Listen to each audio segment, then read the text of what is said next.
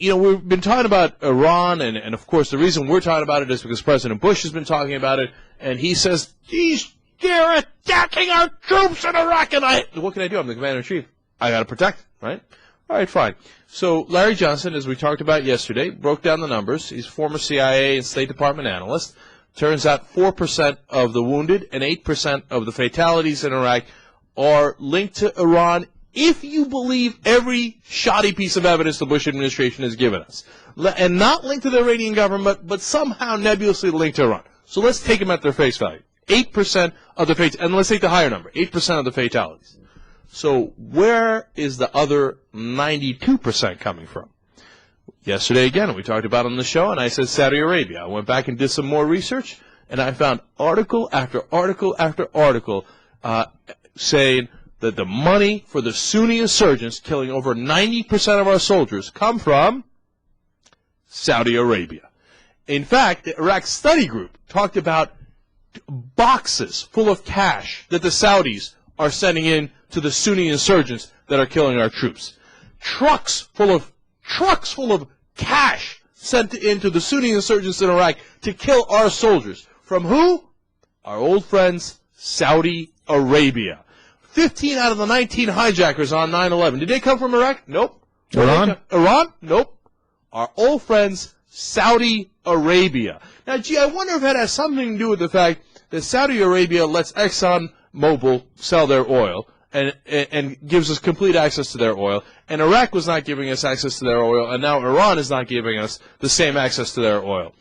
I wonder if it has something to do with that. I'm not entirely sure that we would protect, no matter how hideous, no matter how awful Saudi Arabia is. And we want democracy in the Middle East? You know what's the worst dictatorship in the Middle East? By a landslide, Saudi Arabia. Iran has a democracy that is not fully functional, but they give it a college try.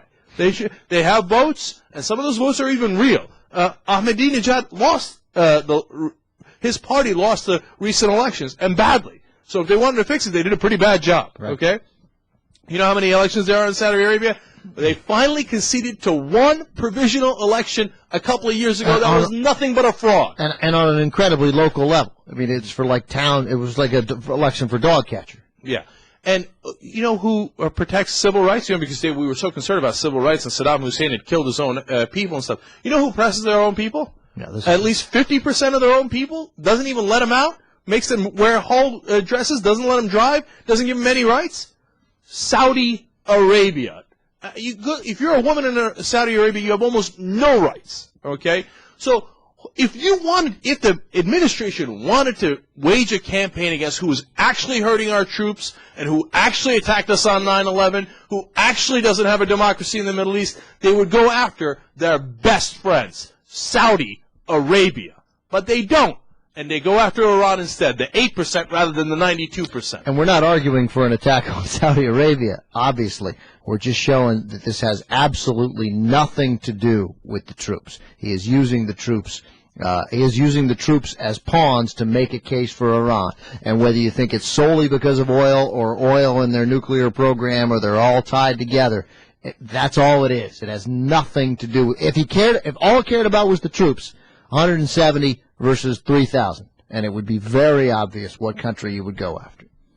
Look at how they twist the propaganda. And my final point on this is the media, again, doing a good job of challenging him recently, but you can't buy into the hype. The minute they talk about how 8% of the troops killed because of Iran, you have to ask them, what about the 92% that's killed otherwise? What about the Sunnis? Who's funding the Sunnis? Why aren't you going after Saudi Arabia? If you're going to talk about weapons coming into Iraq, I need to know where a great majority of those weapons are. Where are the Sunnis getting those weapons? Where are they getting the weapons to kill our troops?